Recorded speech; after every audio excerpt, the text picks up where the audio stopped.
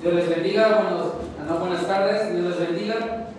Vamos a continuar con el estudio de la palabra de Dios, así que nos vamos acomodando, no para dormir, sino para escuchar la palabra de Dios. Si ven que alguien está durmiendo, el que está dando tiene la responsabilidad de despertarlo, no pegarle, saber pegarle. Bueno, lo despiertan con cariño y todo, no vayan a pegar ahí un buen golpe, ¿eh? Entonces, como ya nos quitaron 10 minutos, pues ahora terminamos como a las 2:10 de la predicación y ya, ¿no? O sea, 2 horas. En la segunda carta del apóstol Pedro, capítulo 1, vimos que por el llamamiento de Cristo somos participantes de la naturaleza divina, en el versículo 4. Pero también vimos que esto nos da amplia y generosa entrada en el reino eterno de nuestro Señor y Salvador Jesucristo.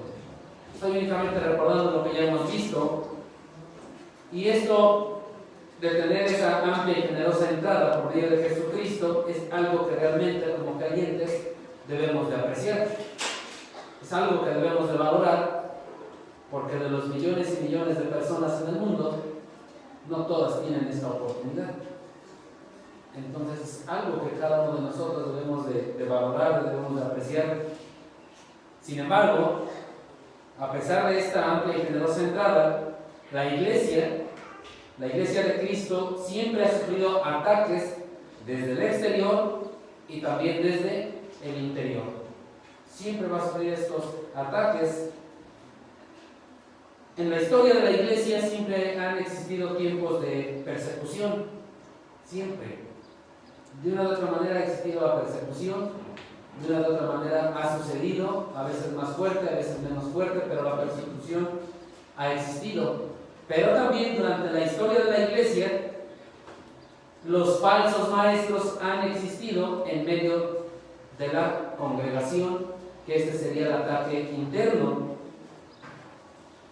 Los falsos maestros que están en medio de la congregación están esparciendo falsas doctrinas por medio del engaño, y esto es algo muy peligroso, porque muchas veces no nos percatamos. Es tan peligroso esto, yo creo que es más peligroso que la persecución externa.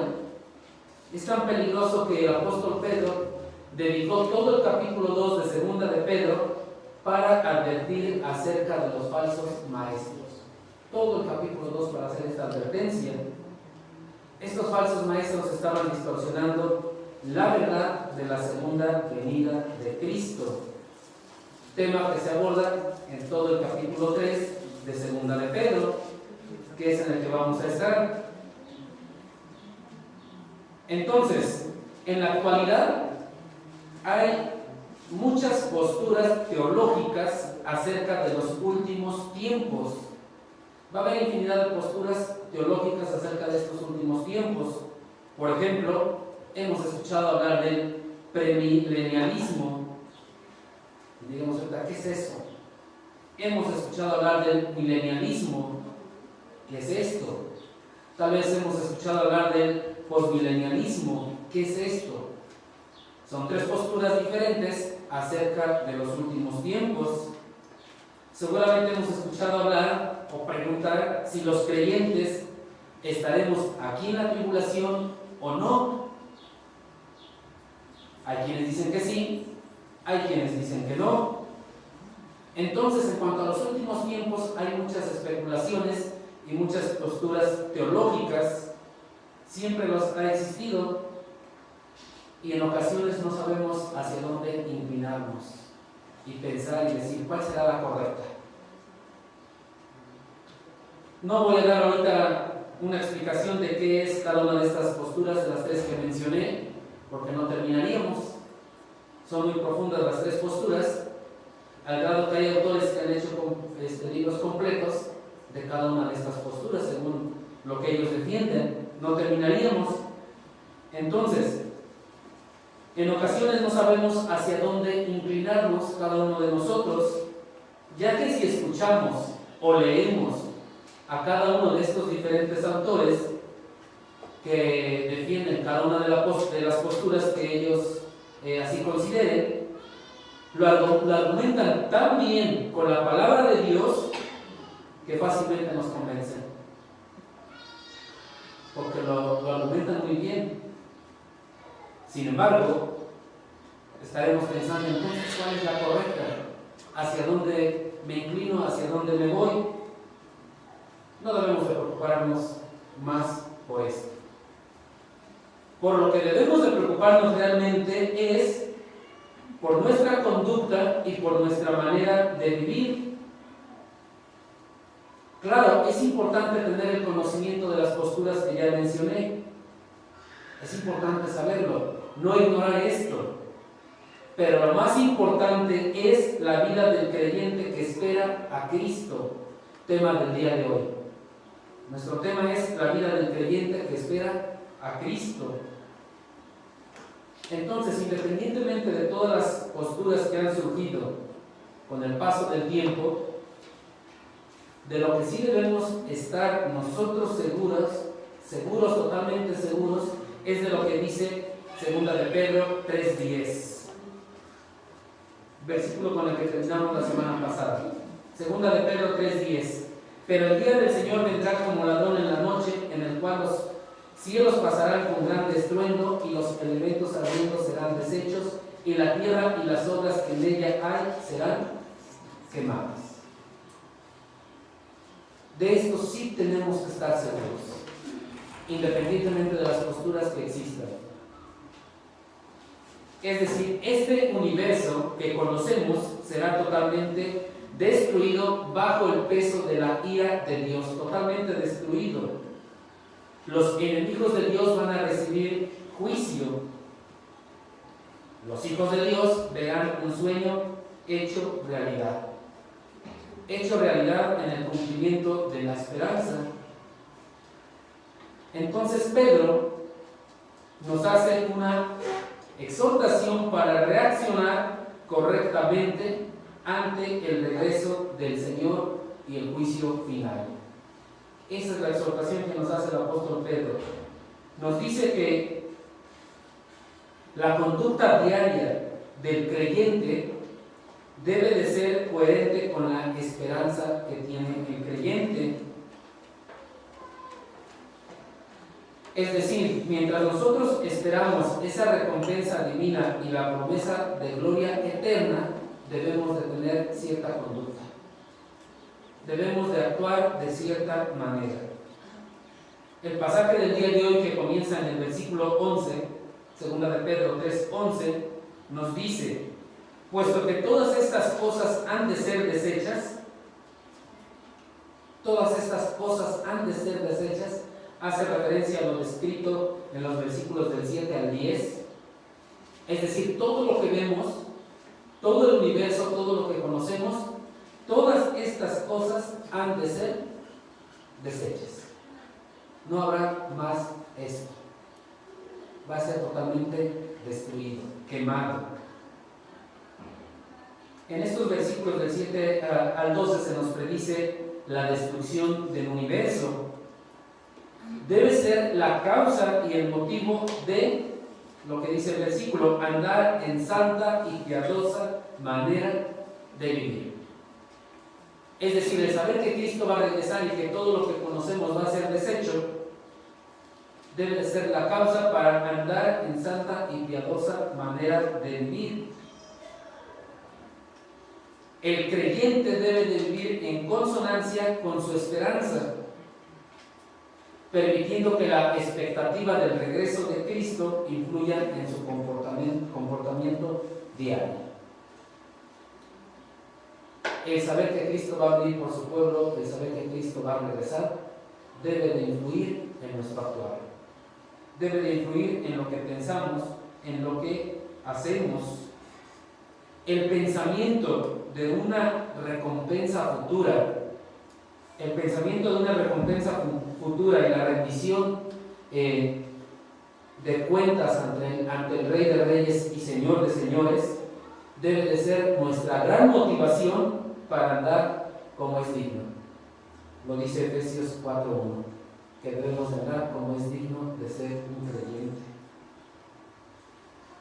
Pedro comenzó hablando en el capítulo 3 acerca de la seguridad de la venida del Señor, que es lo que vimos el domingo pasado. Pero ahora exhorta a los creyentes a llevar vidas dignas, caracterizadas por la santidad y la piedad. Si ya les dije que es seguro que viene Cristo, que no tengan duda, entonces nos exhorta a tener ese tipo de vida, ¿no? Una vida, como lo dice el versículo que leímos, santa y piadosa. Aquí la palabra santidad se refiere a esa santidad progresiva. Les hemos hablado de que hay diferentes tipos de santidad. Una de ellas es la posicional y otra es la progresiva. Aquí se refiere a esa santidad progresiva que se refleja siempre con nuestros comportamientos y acciones. La santidad progresiva es responsabilidad del creyente.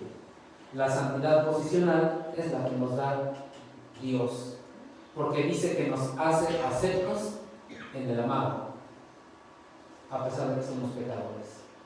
Pero la progresiva es nuestra responsabilidad, entonces hace referencia a esa santidad. Y la piedad son nuestras actitudes internas en nuestro corazón como reverencia a Dios. Si en mi corazón tengo reverencia a Dios, entonces la conducta va a ser de reverencia a Dios. Ambas van de la mano, no pueden estar separadas. No podemos decir, yo alabo al Señor, yo adoro al Señor, pero mis hechos hacen todo lo contrario. Van de la mano. Lo que hacemos refleja lo que hay en nuestro corazón. Por eso habla aquí de piedad y habla de santidad. Muchas veces la palabra piedad, de inmediato imaginamos de alguien piadoso que le da a alguien porque está necesitado. No va por ese lado. La piedad implica reverencia a Dios. Para poder lograr esto de tener o andar en santa y piadosa manera de vivir, mientras estamos esperando aquí el regreso de Cristo, Pedro nos va a dar 7 características que debemos desarrollar en nuestro diario vivir. 7 características que tenemos que entender y que tenemos que aplicar en nuestras propias vidas. Vamos a leer el pasaje antes de ver cada una a detalle. Dice 2 de Pedro, capítulo 3, versículos 11 al 18. Puesto que todas estas cosas han de ser deshechas, ¿cómo no debéis vosotros andar en santa y piadosa manera de vivir? Esperando y apresurándoos para la venida del día de Dios, en el cual los cielos encendiéndose serán deshechos y los elementos siendo quemados se fundirán. Pero nosotros esperamos, según sus promesas, cielos nuevos y tierra nueva, en los cuales mora la justicia. Por lo cual, oh amados, estando en espera de estas cosas, procurad con diligencia ser hallados por Él, sin mancha e irreprensibles, en paz. Y tener entendido que la paciencia de nuestro Señor es para salvación, como también nuestro amado hermano Pablo, según la sabiduría que le ha sido dada, os ha escrito. Casi en todas sus epístolas, hablando en ellas de estas cosas, entre las cuales hay algunas difíciles de entender, las cuales los indoctos e inconstantes tuercen, como también las otras escrituras, para su propia perdición. Así que vosotros, oh amados, sabiendo de antemano, guardaos, no sea que arrastrados por el error de los inicuos, caigáis de vuestra firmeza. Antes bien, crecer en la gracia y el conocimiento de nuestro Señor y Salvador Jesucristo. A Él sea la gloria ahora y hasta el día de la eternidad. Amén. Oremos. Padre, en esta tarde te damos gracias por este tiempo en el cual tú nos permites estar aquí reunidos para poder escuchar tu palabra, Padre. Te rogamos que nos des un entendimiento, un corazón dispuesto, Padre bendito, para aceptar esta exhortación que tú haces a cada uno de nosotros, Padre bendito, para vivir en santa y piadosa manera, Padre.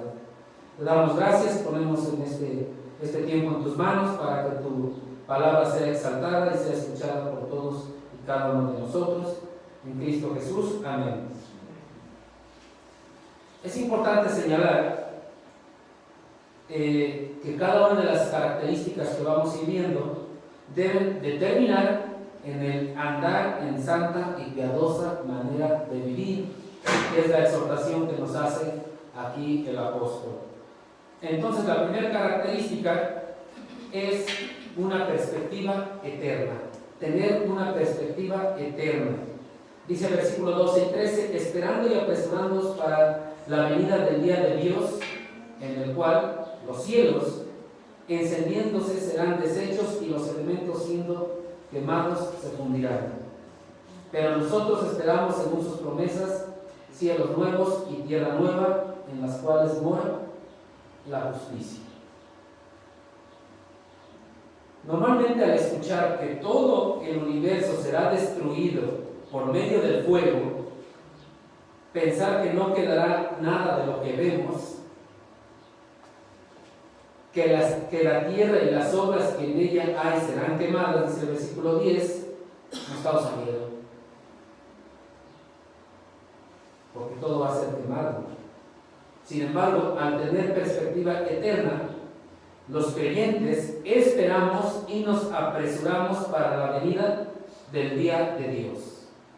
Dice, nos esperamos y esperando y apresurándonos para la venida del día de Dios. ¿Cómo es esto de esperarnos y apresurarnos al mismo tiempo? Vemos dos cosas aparentemente contrarias, porque esperar como que nos indica pasividad, estar quietos, tranquilos, y apresurarnos como que implica una actividad, y nos dice esperando y apresurándonos. Un ejemplo para entender esto es el siguiente. Imagínense a un chico que está esperando en una cita a la chica, y la chica no llega, y no llega, y no llega. Entonces se desespera y dice, ya me voy. No hace eso. ¿Qué hace? Está esperando. Pero esa espera es una espera activa, porque está apresurándose. Ya pasó un minuto, ya pasaron dos, y sigue checando la hora. Entonces está esperando, pero se está apresurando. Y ahí está. Entonces, esperar expresa esa perspectiva del anhelo vigilante de la llegada del Señor. Y cuando dice de apresurarse, fortalece ese concepto de la esperanza del cristiano. Vamos a ver un pasaje que expresa mucho mejor esto. Está en Tito. No pierdan segunda de Pedro, y vamos a Tito.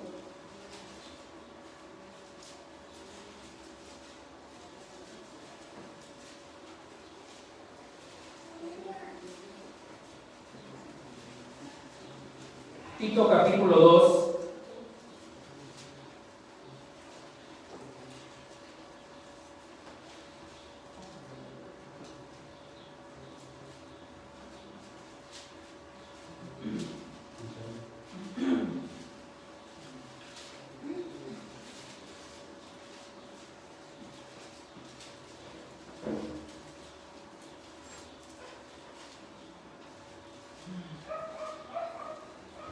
Tito 3, versículos del 11 en adelante. Dice así: porque la gracia de Dios se ha manifestado para salvación a todos los hombres. Tito 2, 11.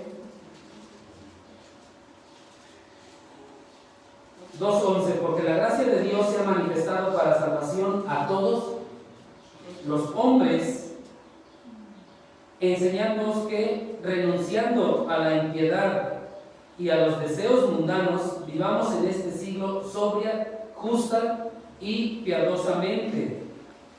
Versículo 13, gracias.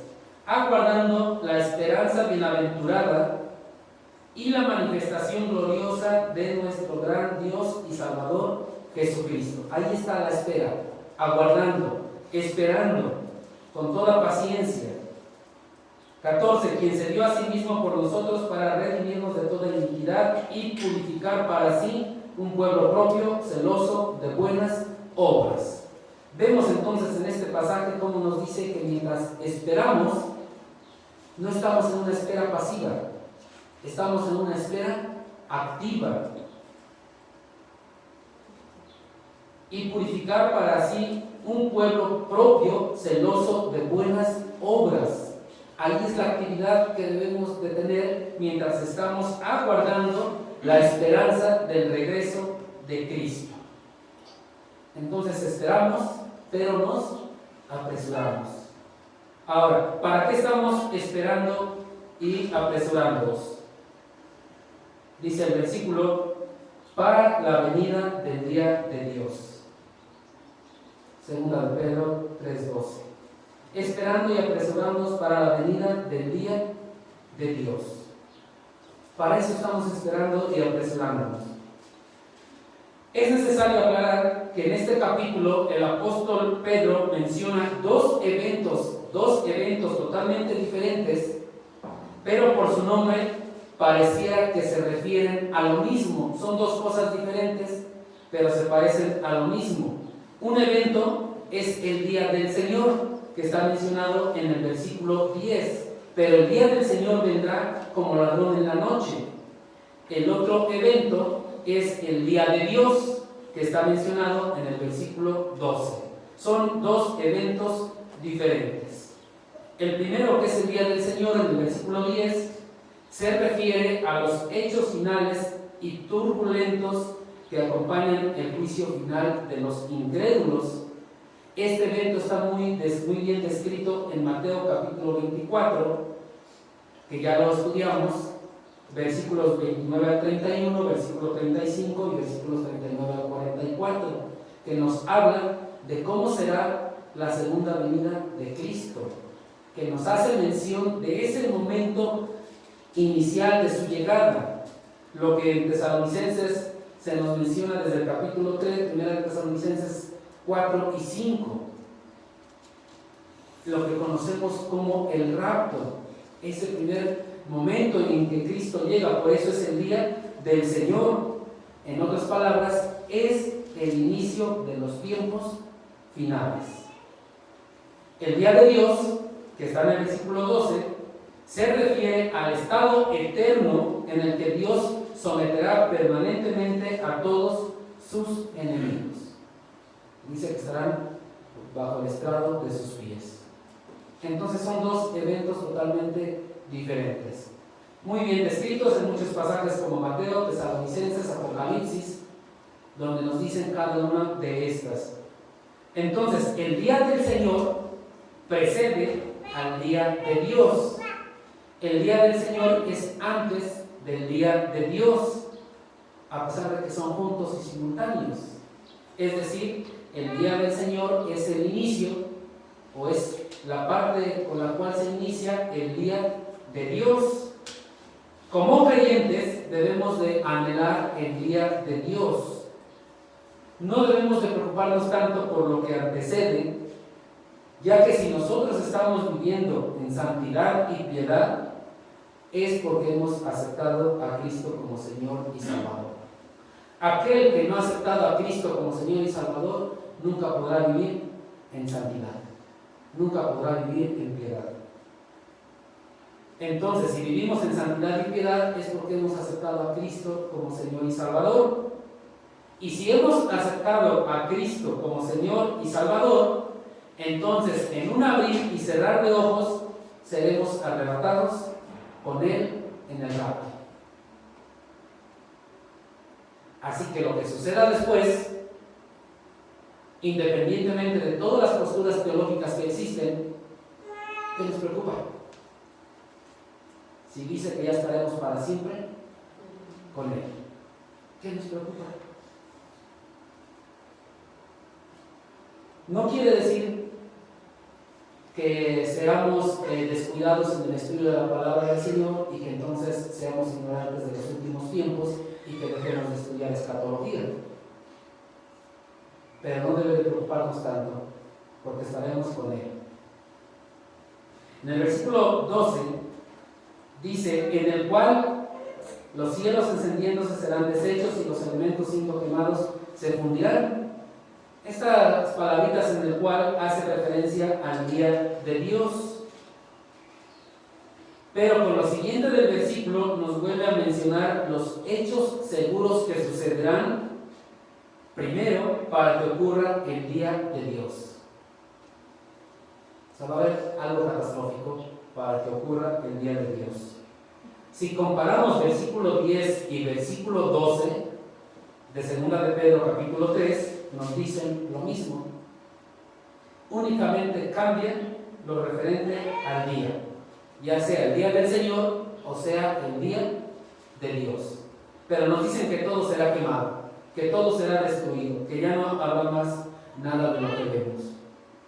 Entonces tenemos dos eventos: el día del Señor y el día de Dios. Con el día del Señor iniciamos, que es el rapto, viene por su pueblo, se lo lleva, y después sigue todo lo que es el día de Dios, abarcando tribulación y el milenio. Versículo 13: pero nosotros esperamos según sus promesas cielos nuevos y tierra nueva, en los cuales mora la justicia. Independientemente de lo que suceda, nosotros debemos de esperar según sus promesas. Dice el versículo: cielos nuevos y tierra nueva. Y ese debe de ser nuestro motivo para vivir una vida que agrade a Dios, una vida que agrade al Señor. Será tan hermoso estos cielos nuevos y tierra nueva que dice que en los cuales mora la justicia. ¿Quieren ver una descripción de esto? Vayamos por favor a Apocalipsis capítulo 21.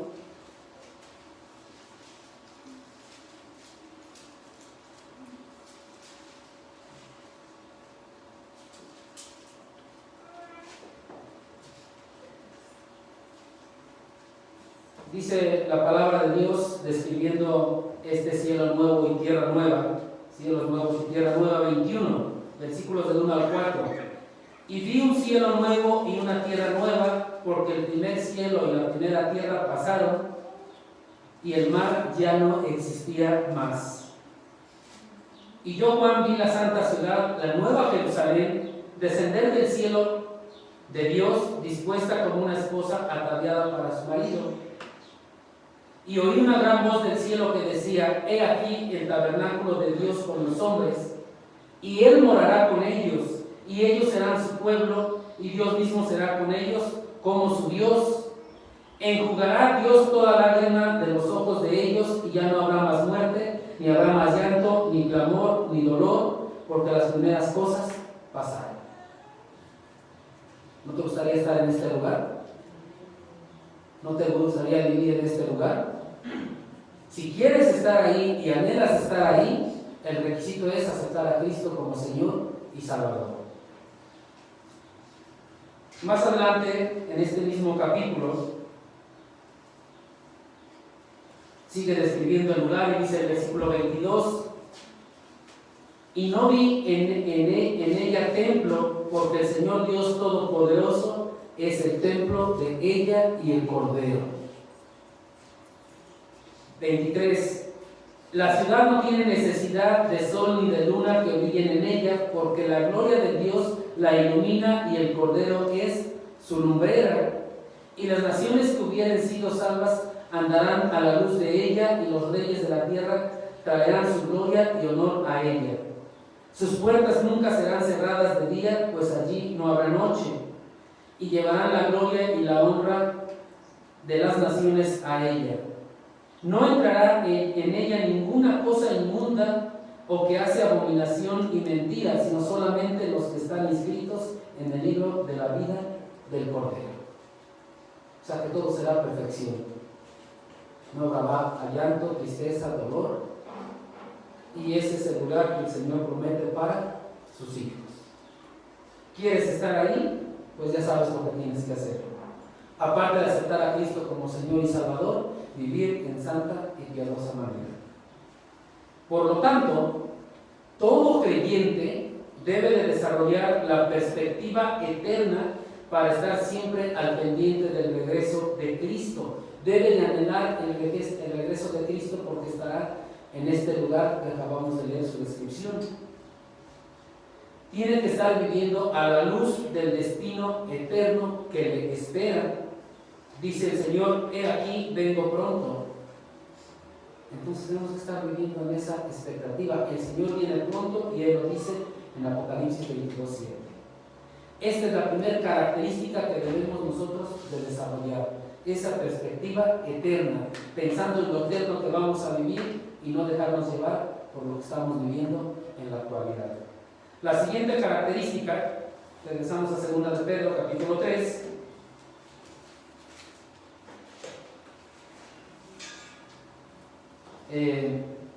Es una pureza práctica. Dice el versículo 13: pero nosotros esperamos cielos nuevos y tierra nueva. ¿Qué debemos de hacer mientras nosotros estamos esperando estos cielos nuevos y tierra nueva? Tenemos la característica en el versículo 14.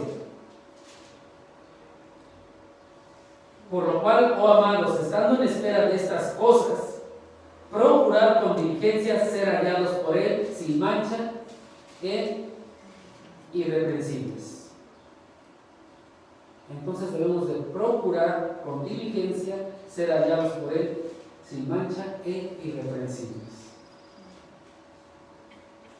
Otra vez nos encontramos aquí con una espera, pero una espera activa, no una espera pasiva. Por eso dice el versículo, estando en espera de estas cosas, mientras estamos esperando, mientras llega el Señor, mientras llega aquí, debemos de buscar esa pureza práctica. Dice, procurar con diligencia ser hallados por Él sin mancha e irreprensibles. ¿Qué implica hacerlo con diligencia? Ser responsables, hacerlo con dignidad, hacerlo con todo entusiasmo, poniendo todo nuestro empeño para ser hallados por Él sin mancha e irreprensibles. Es decir, cuando habla de sin mancha, hace referencia al carácter del creyente, que no tenga mancha alguna en su carácter. Irreprensible denota algo intachable, que es de buena reputación cristiana. Ambas cosas juntas, sin mancha e irreprensibles, juntas hacen a un individuo, hacen a un creyente justo y virtuoso. Y estas características deben ser percibidas por los demás. De nada sirve que alguien diga yo soy sin mancha, yo soy irreprensible, pero todos vemos lo contrario. Entonces tiene que ser percibido por los demás. Tengamos cuidado porque en la iglesia hay personas que no son sin mancha, que no son irreprensibles. Hay personas que tienen mancha y que aparentan ser irreprensibles. Tal vez estas personas pueden ser creyentes, pueden ser que no. Lo más seguro es que no son creyentes, porque por sus frutos los conoceréis.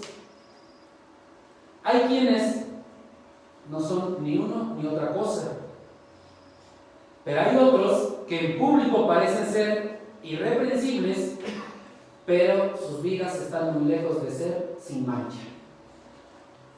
Es decir, por fuera ellos conservan una reputación honorable, pero ocultan hipócritamente el pecado del cual no se han arrepentido. Por eso dice Mateo 15, en sus versículos 7 y 8, de labios me honra este pueblo, mas su corazón está lejos de mí, de labios, lo que se ve, buena reputación, pero dice su corazón está lejos de mí. Entonces hay este tipo de personas. Y Pedro nos exhorta a manifestar los más altos niveles de integridad y santidad como creyentes. Si esto se logra en cada uno de los creyentes, y veamos que estamos hablando de integridad, y si quieren saber qué implica la integridad, ahora voy a hacer un comercial igual que nuestro hermano Agustín hace tiempo, para que nos diga el precio. Hay un libro de John MacArthur que se titula El poder de la integridad. Deberían de leerlo. Así que ya después nos diga el precio y se lo piden. Entonces, Pedro nos exhorta a vivir en el más alto nivel de integridad y de santidad.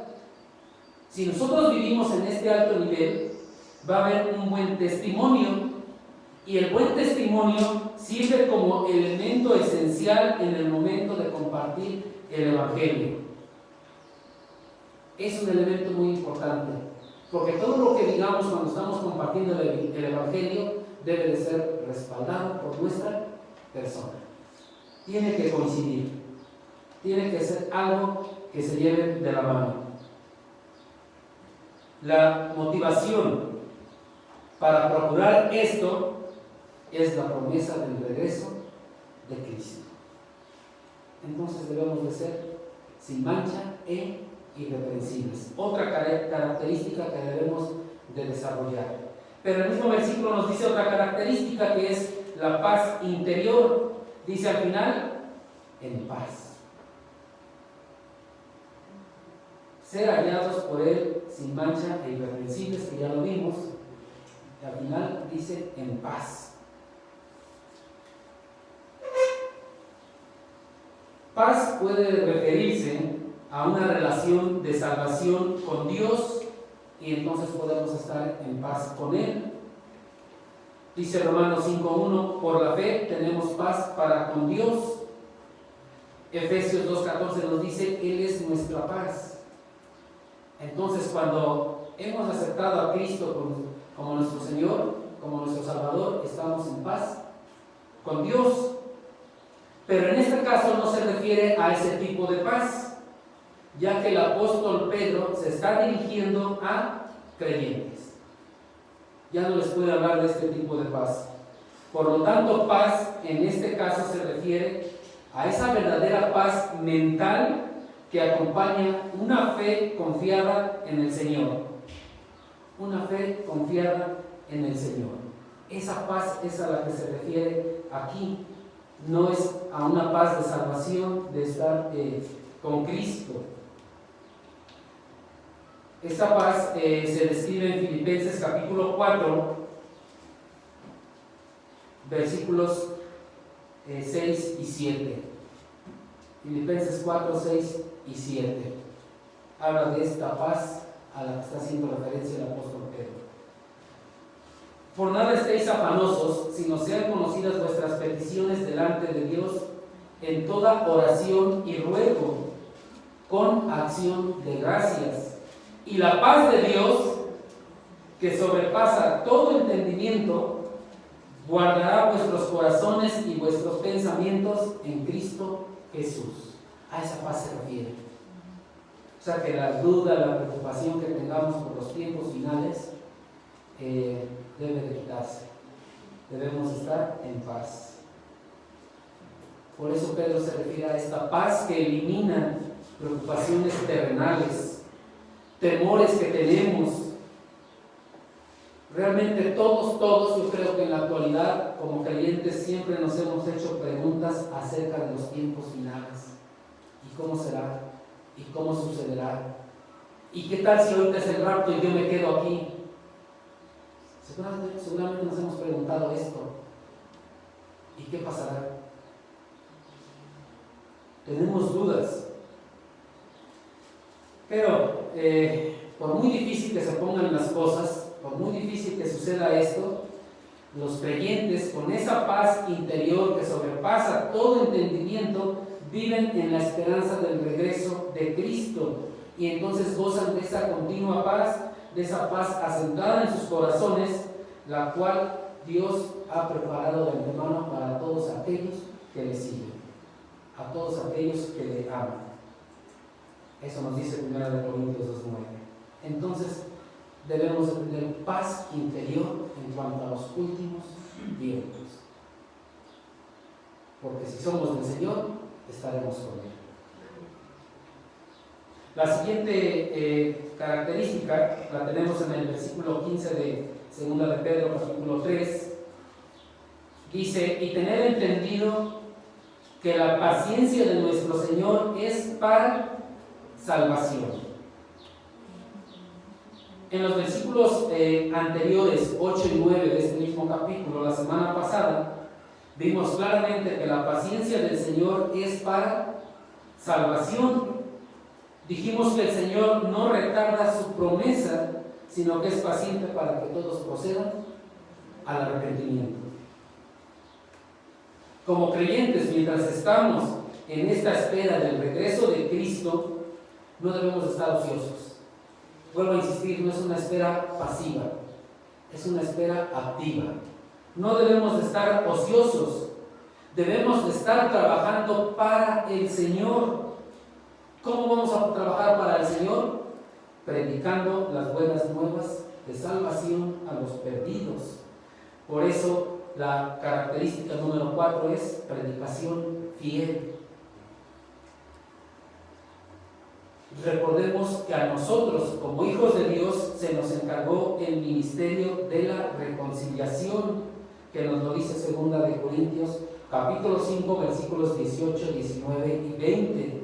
Este es nuestro servicio a Dios, el ministerio de la reconciliación.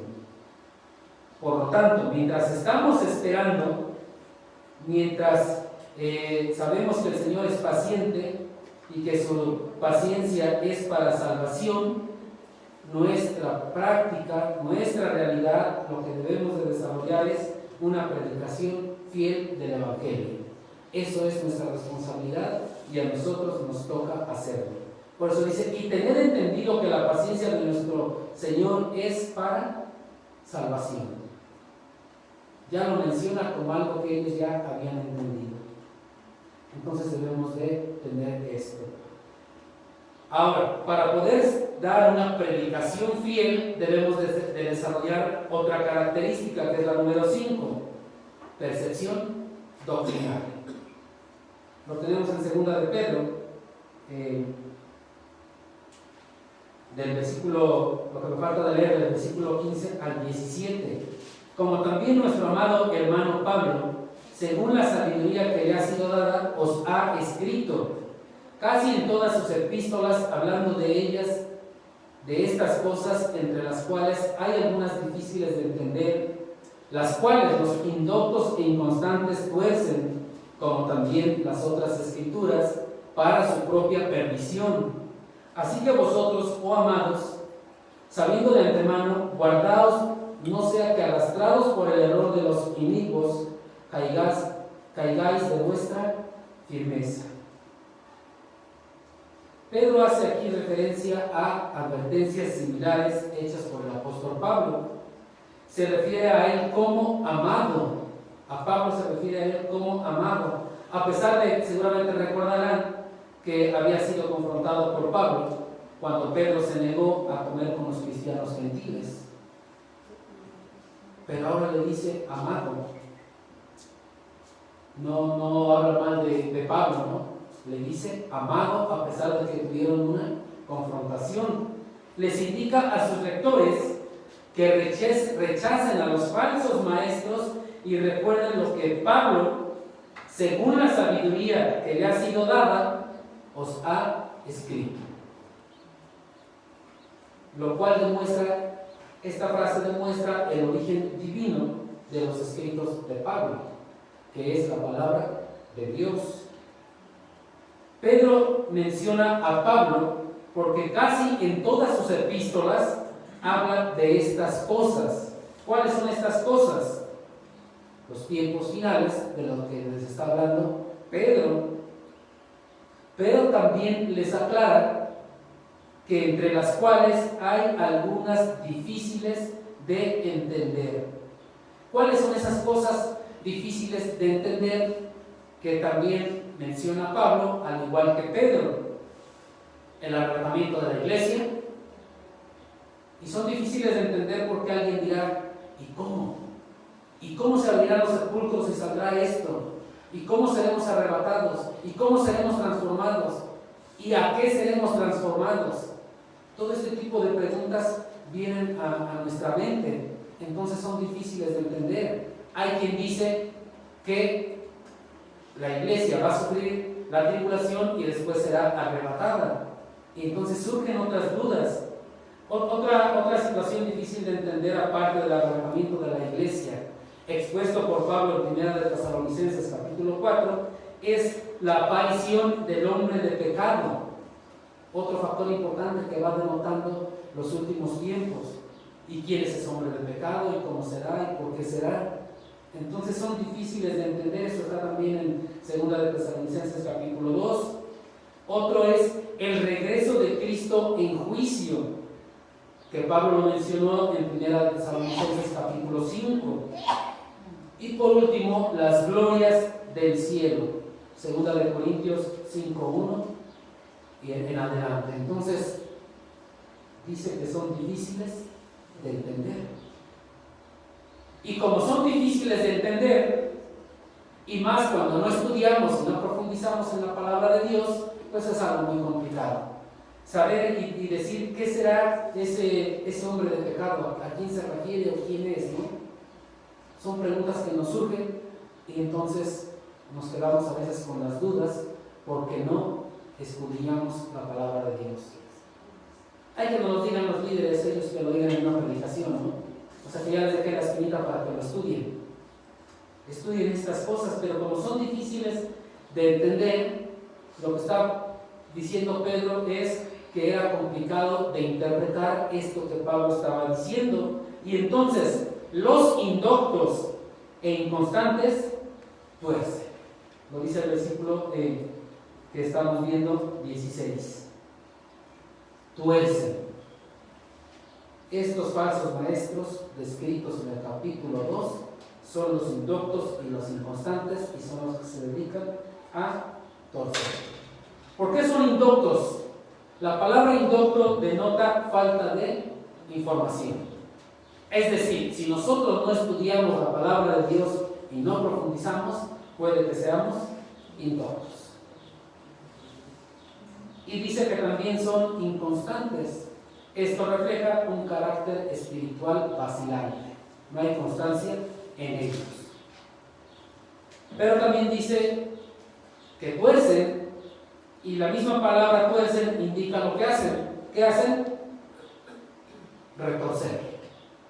¿Cómo exprimimos un trapo que está mojado? Y se lo llevas a tu mamá y tu mamá te dice, todavía está bien mojado. ¿Qué hacemos otra vez? ¿Torcemos? No. ¿Ahora qué hacemos? Retorcemos otra vez, ¿no? Hasta que quede como lo están pidiendo. Pero bueno, no va por ahí el asunto. Cuando hablan de retorcer, se refieren a algo que sucedía, colocar el cuerpo de una persona en el potro de tortura. El potro de tortura era como una mesa donde ponían el cuerpo de una persona y le amarraban sus extremidades y le iban dando vuelta a un torno poco a poco, pero una extremidad era para un lado y la otra para el otro, o sea, sentidos contrarios.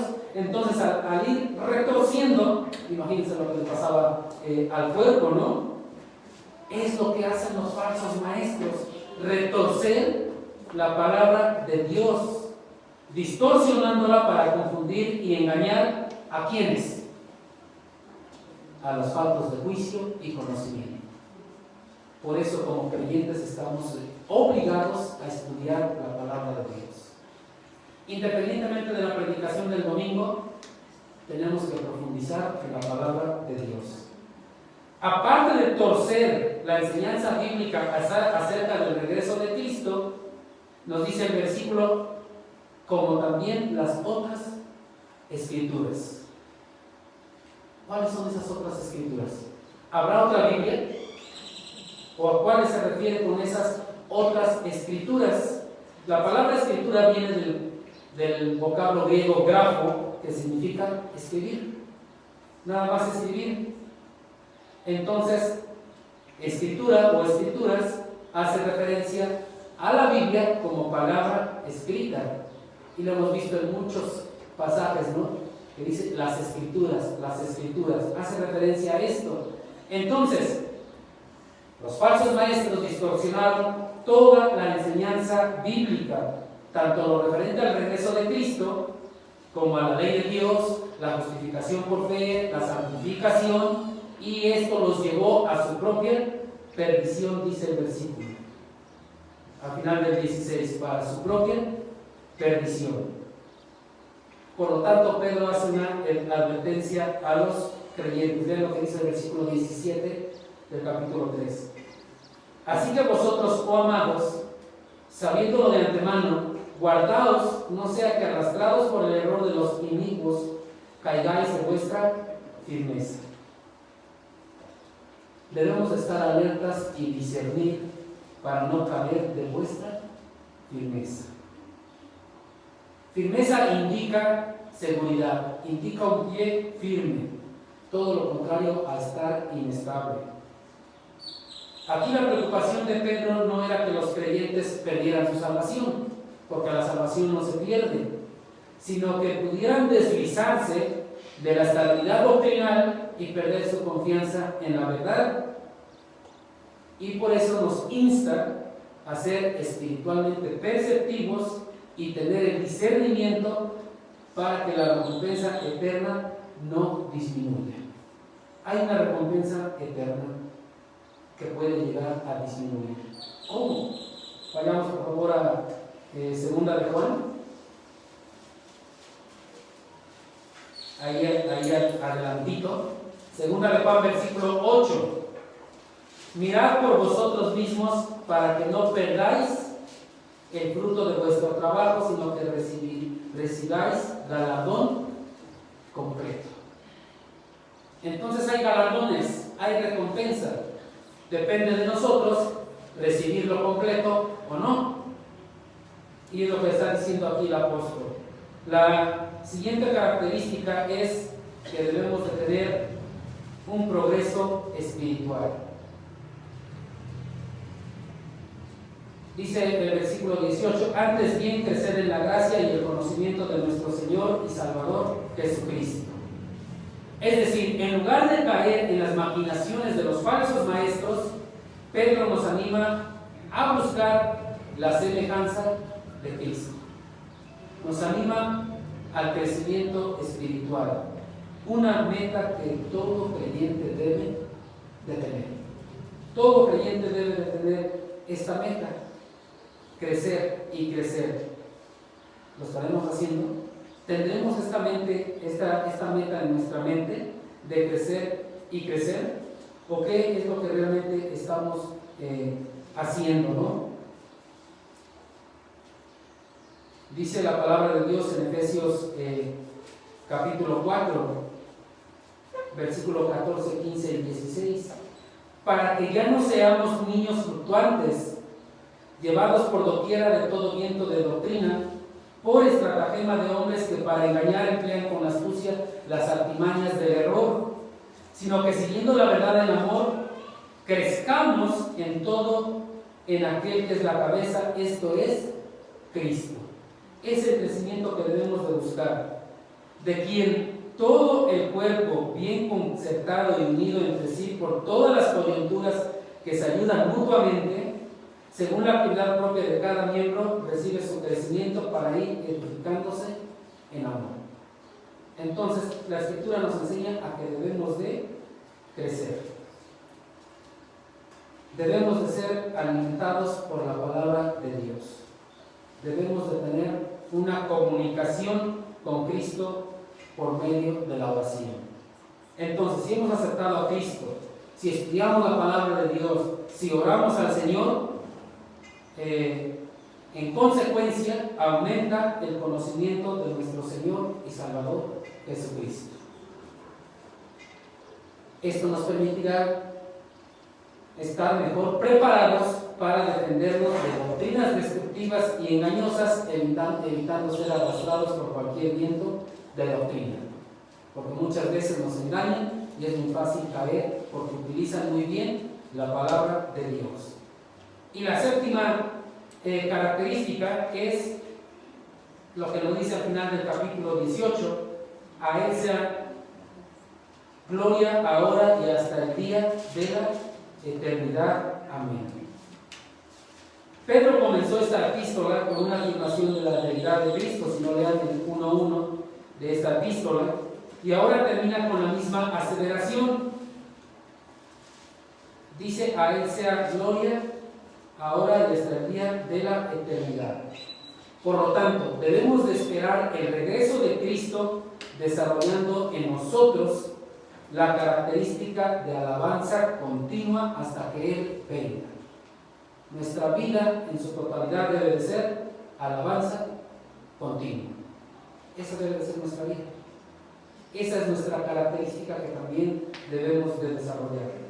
Entonces, en 2 de Pedro capítulo 3, versículos del 1 al 10, estudiados la semana pasada, el apóstol Pedro nos aseguró el regreso de Cristo. Nos dijo: estén seguros que va a venir.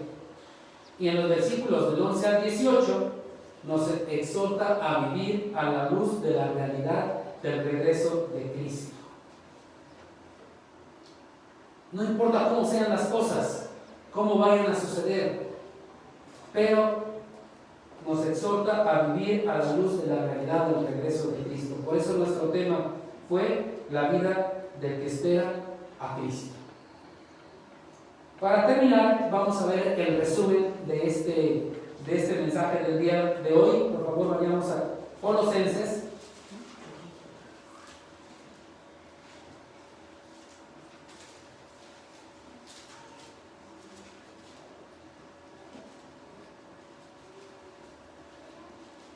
A manera de resumen, vamos a leer Colosenses capítulo 3, versículos del 1 al 4. Así, 3 del 1 al 4. Si pues habéis resucitado con Cristo, buscad las cosas de arriba, donde está Cristo sentado a la diestra de Dios. Poned la mira en las cosas de arriba, no en las de la tierra, porque habéis muerto y vuestra vida está escondida con Cristo en Dios. Cuando Cristo, vuestra vida, se manifieste, entonces vosotros también seréis manifestados con Él en gloria. Nos ponemos de pie para orar. Padre Santo, en esta tarde te damos gracias una vez más porque así como nos aseguras tu segunda venida, nos aseguras que regresarás por tu pueblo, nos aseguras que vendrás en gloria. Padre, nos exhortas a vivir de tal manera que podamos darte a ti la honra y la gloria, Padre. Nos enseñas que, sin importar cómo vayan a suceder las cosas, Padre, busquemos alabarte, buscamos adorarte para que seamos hallados irreprensibles, sin mancha, en paz, y poder estar contigo en tu gloria eterna, Padre. Te damos gracias y te rogamos que esta exhortación penetre a lo más profundo de nuestros corazones y podamos dar evidencia de esta vida que tenemos en espera de la venida de Cristo, Padre. Te damos gracias en Cristo Jesús. Amén. Muchas gracias, Dios les bendiga.